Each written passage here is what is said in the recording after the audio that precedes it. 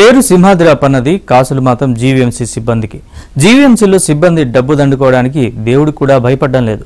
గిరి ప్రదక్షిణ పేరుతో జీవీఎంసీ నీటిని తీసుకొచ్చి బహిరంగ మార్కెట్లో ప్రైవేట్ కాంట్రాక్టర్లకు అమ్ముకుంటూ పబ్లిక్ గా దొరికిపోయారు.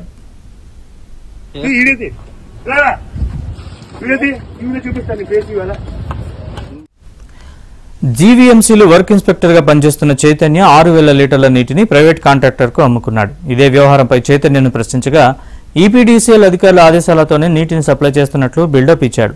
దీంతో పబ్లిక్ చైతన్యను నిలదీయగా ఏఈ సుమన్ ఆదేశాలతోనే వాటర్ సప్లై చేస్తున్నట్లు బదులిచ్చాడు.